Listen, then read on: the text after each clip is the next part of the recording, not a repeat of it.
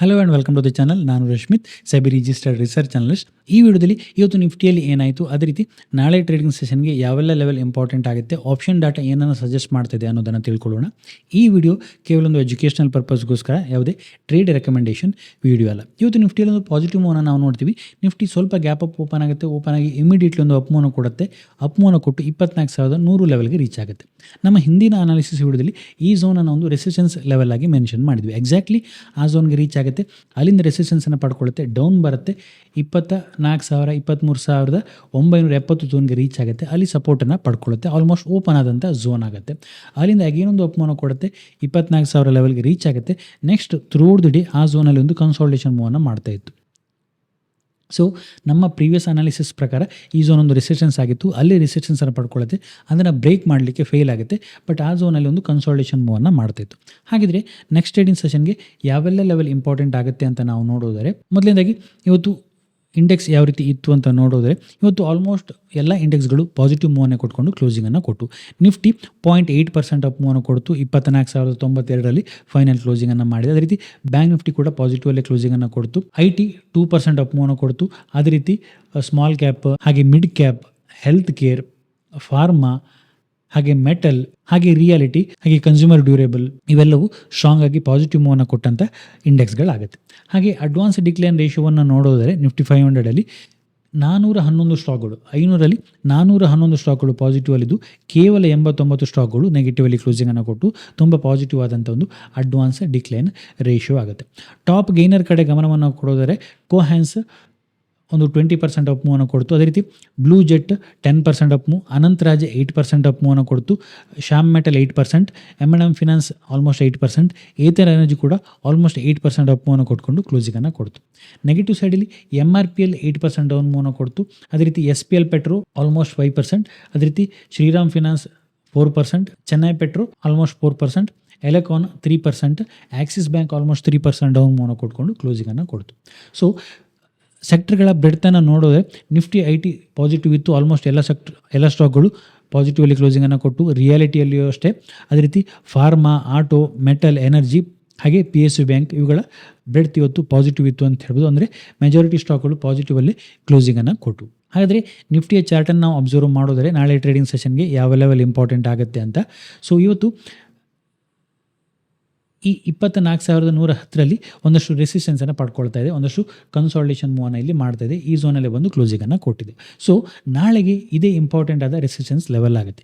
In case ನಾಳೆ flat open ಆಗುತ್ತೆ, ಸ್ವಲ್ಪ ಗ್ಯಾಪ್ ಡೌನ್ ಓಪನ್ ಆಗಿದ್ದು ಇಮಿಡಿಯೇಟ್ಲಿ ಒಂದು ಅಪ್ ಮೂವನ್ನು ಕೊಟ್ಟು 24,000 ಹಾಗೆ 24,130 ಲೆವೆಲ್ಗಿಂತ ಮೇಲೆ ಸಸ್ಟೈನ್ ಆಗ್ತಾ ಇತ್ತು ಅಂತೇಳಿದರೆ ಪಾಸಿಟಿವ್ ಆಗುತ್ತೆ. ಯಾಕೆ ಇವತ್ತೊಂದು ಅಪ್ ಮೂವ್, ಒಂದು ರಿಟ್ರೇಸ್ಮೆಂಟ್, ಅಗೇನ್ ಒಂದು ಅಪ್ ಮೂವ್, ಕನ್ಸಾಲಿಡೇಷನ್. ನಾಳೆ ಈ ಲೆವೆಲ್ಗಿಂತ ಮೇಲೆ ಸಸ್ಟೈನ್ ಆದಾಗ ಈ ಕನ್ಸಾಲಿಡೇಷನ್ ಝೋನ್ನ ಬ್ರೇಕ್ಔಟ್ ಆಗುತ್ತೆ, ಅದು ಪಾಸಿಟಿವ್ ಆಗುತ್ತೆ. 24,125, 130 ಲೆವೆಲ್ಗಿಂತ ಮೇಲೆ ಸಸ್ಟೈನ್ ಆಗ್ತಾ ಇತ್ತು ಅಂತೇಳಿದೆ ನಾಳೆ ಟ್ರೇಡಿಂಗ್ ಸೆಷನ್ ನಾವು ಪಾಸಿಟಿವ್ ಮೂವ್ನ ನೋಡುವಂಥ ಸಾಧ್ಯತೆ ಇದೆ. ಇನ್ ಕೇಸ್ ಫ್ಲ್ಯಾಟ್ ಅಥವಾ ಸ್ವಲ್ಪ ಗ್ಯಾಪ್ ಡೌನ್ ಓಪನಿಂಗ್ ಒಂದು ಅಪ್ ಮೂವ್ನ ಕೊಟ್ಟು ಈ ಲೆವೆಲನ್ನು ಬ್ರೇಕ್ಔಟ್ ಮಾಡ್ತು ಅಂತೇಳಿದೆ. In case gap up open ಆಯಿತು ಅಂತ ಹೇಳಿದ್ರು ಕೂಡ ಈ ಲೆವೆಲ್ ಹೋಲ್ಡ್ ಆಗಬೇಕಾಗುತ್ತೆ, 24,100, ಅದೇ ರೀತಿ 24,130 ಲೆವೆಲ್ ಹೋಲ್ಡ್ ಆಗಬೇಕಾಗುತ್ತೆ. ಹೋಲ್ಡ್ ಆಗಿ ಇಲ್ಲಿ ಒಂದು ಪಾಸಿಟಿವ್ ಪ್ರೈಸ್ ಆಕ್ಷನ್ ಮಾಡಿಕೊಂಡು ಒಂದು ರಿವರ್ಸಲ್ ಮೂವ್ನ ಕೊಡ್ತು ಅಂತೇಳಿದ್ರೆ 24,300 ನಮ್ಮ ನೆಕ್ಸ್ಟ್ ರೆಸಿಸ್ಟೆನ್ಸ್ ಲೆವೆಲ್ ಆಗುತ್ತೆ.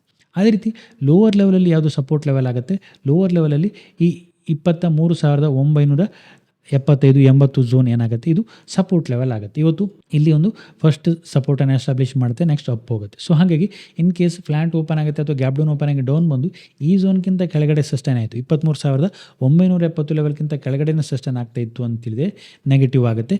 ಆಗ 23,800 ಝೋನ್ ಏನಾಗುತ್ತೆ, ಇದು ನಮ್ಮ ನೆಕ್ಸ್ಟ್ ಸಪೋರ್ಟ್ ಆಗುತ್ತೆ, ಅದನ್ನು ಟಚ್ ಮಾಡುವಂಥ ಪ್ರಯತ್ನವನ್ನು ಮಾಡುತ್ತೆ. ಸೊ ಹಾಗಾಗಿ ಲೋವರ್ ಲೆವೆಲ್ಲಿ 23,970, ಹೈಯರ್ ಲೆವೆಲಲ್ಲಿ 24,130 ಲೆವೆಲನ್ನು ನಾವು ವಾಚ್ ಮಾಡಬೇಕಾಗತ್ತೆ. ಸೊ ಇದೆರಡು ಇಂಪಾರ್ಟೆಂಟ್ ಆದ ಲೆವೆಲ್ಗಳಾಗುತ್ತೆ. ಸೊ ಇದನ್ನೇ ಕೂಡ ನಮಗೆ ಓಪನ್ ಇಂಟ್ರೆಸ್ಟ್ ಡಾಟಾ ಸಜೆಸ್ಟ್ ಮಾಡುವಂಥದ್ದು. ನಾಳೆ ನಿಫ್ಟಿಯ ಎಕ್ಸ್ಪೈರಿ ಇದೆ. ಸೊ ಹಾಗಾಗಿ ಲೋವರ್ ಲೆವೆಲ್ ಇವತ್ತು ನಾವು ನೋಡಿದ್ರೆ ಪುಟ್ಟಲ್ಲಿ 24,000ದಲ್ಲಿ 2 ಲಕ್ಷ ಕಾಂಟ್ರಾಕ್ಟ್ ಇರುವಂಥದ್ದು. ಸೊ ಇದು ಹೈಯೆಸ್ಟ್ ಪುಟ್ಟಲ್ಲಿ ರೈಟಿಂಗ್ ಇರುವಂಥ ಸ್ಟ್ರೈಕ್ ಆಗುತ್ತೆ. ಸೊ ಇದು ಸಪೋರ್ಟ್ ಆಗಿ ವರ್ಕ್ ಆಗಬೇಕಾಗತ್ತೆ.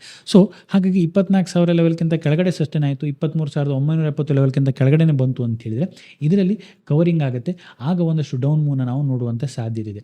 ಇವತ್ತು ನಾವು ನೋಡಿದರೆ ಈ ಸ್ಟ್ರೈಕಲ್ಲಿ 24,000ದಲ್ಲಿ 1 ಲಕ್ಷ ಅಡಿಷನ್ ಆಗಿದೆ, 1 ಲಕ್ಷ ಕಾಂಟ್ರಾಕ್ಟ್ ಅಡಿಷನ್ ಆಗಿದೆ. ಸೊ ಸ್ಟ್ರಾಂಗ್ ಅಡಿಷನ್ ಆಗಿದೆ, ಅಗ್ರೆಸಿವ್ ಆಗಿ ಈ ಸ್ಟ್ರೈಕಲ್ಲಿ ಅಡಿಷನನ್ನು ಮಾಡಿದ್ದಾರೆ. ಅದೇ ರೀತಿ ಹೈಯರ್ ಲೆವೆಲಲ್ಲಿ 24,050, 24,100 ಕೂಡ ಸ್ಟ್ರಾಂಗ್ ಆಗಿ ಅಡಿಷನ್ ಆಗಿದೆ. ಸೊ ಆ ರೀಸನಿಂದ 24,000 ಲೆವೆಲ್ಗಿಂತ ಕೆಳಗಡೆನೇ ಸಸ್ಟೈನ್ ಆಗ್ತಾ ಇತ್ತು ಅಂತೇಳಿದ್ರೆ ಈ 3 ಸ್ಟ್ರೈಕ್ಗಳಲ್ಲಿ ನಾವು ನೋಡ್ಬೋದು ಹೈಯೆಸ್ಟ್ ಓಪನ್ ಇಂಟ್ರೆಸ್ಟ್ ಇರುವಂಥದ್ದು 2,00,000, 1,76,000. ಸೊ ಇವುಗಳಲ್ಲಿ ಕವರಿಂಗ್ ಆಗುತ್ತೆ.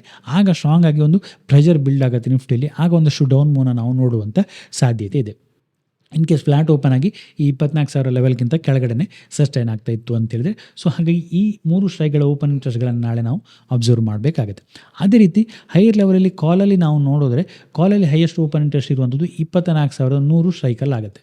ಸೊ 1,31,000 ಕಾಂಟ್ರಾಕ್ಟ್ ಇರುವಂಥದ್ದು ಇವತ್ತು 55,000 ಅಡಿಷನ್ ಆಗಿದೆ. ಸೊ ಈ ಲೆವೆಲ್ಗಿಂತ ಮೇಲೇ ಸಸ್ಟೈನ್ ಆಗ್ತಾ ಇತ್ತು ಅಂತ ಹೇಳಿದ್ರೆ ಆಗ ಅದು ಪಾಸಿಟಿವ್ ಆಗುತ್ತೆ. 24,100 ಲೆವೆಲ್ಗಿಂತ ಮೇಲೇ ಸಸ್ಟೈನ್ ಆಗ್ತಾ ಇತ್ತು ಅಂತ ಹೇಳಿದ್ರೆ 24,100 ಕವರಿಂಗ್ ಬರುತ್ತೆ. ಆಗ ಮೊಮೆಂಟಮ್ ನಾವು ಪಾಸಿಟಿವ್ ಆಗೋದನ್ನು ನೋಡ್ಬೋದು. ಅದೇ ರೀತಿ ಇವತ್ತು ಹೈಯರ್ ಲೆವೆಲಲ್ಲಿ ತುಂಬ ಏನು ಅಡಿಷನ್ ಆಗಲಿಲ್ಲ. ಸೊ ಹಾಗಾಗಿ ಅಗ್ರೆಸಿವ್ ಆಗಿ ಏನು ರೆಸಿಸ್ಟೆನ್ಸ್ ನೆಕ್ಸ್ಟ್ ಇರುವಂಥದ್ದು 24,200 ಬಟ್ ಇವತ್ತು ಇಲ್ಲಿ ಕವರಿಂಗ್ ಆಗಿದೆ, ಅಡಿಷನ್ ಆಗಲಿಲ್ಲ. ಕಾಲ್ ರೈಟರ್ಗಳು ಸ್ವಲ್ಪ ಡಿಫೆನ್ಸಿವ್ ಮೋಡಲ್ ಇದ್ದಾರೆ, ಅಗ್ರೆಸಿವ್ ಆಗಿ ಏನು ರೈಟ್ ಮಾಡಿಲ್ಲ. ಸೊ ಹೈಯೆಸ್ಟ್ ರೈಟಿಂಗ್ ಆಗಿರುವಂಥದ್ದು 24,100 ಆಗುತ್ತೆ. ಆ ಲೆವೆಲ್ಗಿಂತ ಮೇಲೇ ಸೆಷನ್ ಆಗ್ತಾ ಇತ್ತು ಅಂತ ಹೇಳಿದ್ರೆ ಅದು ಪಾಸಿಟಿವ್ ಆಗುತ್ತೆ, ಒಂದಷ್ಟು ಅಪ್ ಮೂವ್ನ ನಾವು ನೋಡುವಂಥ ಸಾಧ್ಯತೆ ಇದೆ. ಸೊ ಪುಟ್ ರೈಟರ್ಗಳು ಇವತ್ತು ಸ್ಟ್ರಾಂಗ್ ಆಗಿ 24,000 ರೈಟ್ ಮಾಡ್ತಾರೆ, ಕಾಲ್ ರೈಟರ್ಗಳು 24,100 ರೈಟ್ ಮಾಡ್ತಾರೆ. ಸೊ ಇದೊಂದು ಇಂಪಾರ್ಟೆಂಟ್ ಆದ ಲೆವೆಲ್ಗಳಾಗುತ್ತೆ ನಾಳೆ ಟ್ರೇಡಿಂಗ್ ಸೆಷನ್ಗೆ. ಈ ಲೆವೆಲ್ಗಿಂತ ಮೇಲೆ ಸಸ್ಟೈನ್ ಆಗ್ತಾ ಇತ್ತು ಅಂತ ಹೇಳಿದ್ರೆ ಪಾಸಿಟಿವ್, ಅದೇ ರೀತಿ ಈ ಲೆವೆಲ್ಗಿಂತ ಮೇಲೆ ಕೆಳಗಡೆ ಸಸ್ಟೈನ್ ಆಗ್ತಾ ಇತ್ತು ಅಂತೇಳಿ ನೆಗೆಟಿವ್ ಆಗುತ್ತೆ. ಹಾಗೆ ನಾವು ಓಪನ್ ಇಂಟ್ರೆಸ್ಟ್ ಕಡೆ ಗಮನವನ್ನು ಕೊಡಿದ್ರೆ 1ನಲ್ಲಿ PCR ಇರುವಂಥದ್ದು ಇವತ್ತು ಅಗ್ರೆಸಿವ್ ಆಗಿ ಪುಟ್ ರೈಟರ್ಗಳೇ ಇದ್ರು ಅಂತ ಹೇಳ್ಬೋದು. ಪುಟ್ಟಲ್ಲಿ ಹೈಯೆಸ್ಟ್ ಅಡಿಷನ್ ಆಗಿರುವಂಥದ್ದು ಇವತ್ತು. ಸೊ ಹಾಗಾಗಿ ಪುಟ್ ರೈಟರ್ಗಳು ಅಗ್ರೆಸಿವ್ ಇದ್ದರು. ಮ್ಯಾಕ್ಸ್ ಪೇನ್ 24,100 ಹಾಗೆ ಸ್ಟ್ರಾಡಲ್ ರೇಂಜನ್ನು ನೋಡೋದರೆ ಅಂದರೆ currently ATM 24,100 so straddle range ಪ್ರಕಾರ, ಸ್ಟ್ರಾಡಲ್ ಪ್ರೀಮಿಯಂ ಪ್ರಕಾರ 23,900, ಅದೇ ರೀತಿ 24,286 ಹೈಯರ್ ಲೆವೆಲಲ್ಲಿ ರೇಂಜ್ ಆಗುತ್ತೆ. ಒಂದು ನ್ಯೂಟ್ರಲ್ ಟು ಬುಲಿಶ್ ಪೊಸಿಷನಲ್ಲಿ ಕರೆಂಟ್ಲಿ PCR ಇರುವಂಥದ್ದು. ಸೊ ಹಾಗಾಗಿ ನಾಳೆ ಎಕ್ಸ್ಪೈರಿ ಇರೋದ್ರಿಂದ ಈ ಓಪನ್ ಇಂಟ್ರೆಸ್ಟ್ಗಳು ಇಂಪಾರ್ಟೆಂಟ್ ಆಗುತ್ತೆ. 24,000 ಆಗಿ 24,100 ಝೋನನ್ನು ನಾಳೆ ಅಬ್ಸರ್ವ್ ಮಾಡಬೇಕಾಗುತ್ತೆ. ಇದಿಷ್ಟು ಈ ವಿಡಿಯೋದಲ್ಲಿ. ನಿಮ್ಗೇನಾದರೂ ಈ ವಿಡಿಯೋ ಇಷ್ಟ ಆಯಿತು ಅಂತೇಳಿ ಲೈಕ್ ಮಾಡಿ, ನಿಮ್ಮ ಸಜೆಷನ್ಸನ್ನು ಕಮೆಂಟ್ ಮಾಡಿ. ಇನ್ನು ಹೆಚ್ಚಿನ ವಿಡಿಯೋಗಳಿಗಾಗಿ ನಮ್ಮ ಯೂಟ್ಯೂಬ್ ಚಾನಲ್ ಸಬ್ಸ್ಕ್ರೈಬ್ ಮಾಡ್ಕೊಳ್ಳಿ. Thank you.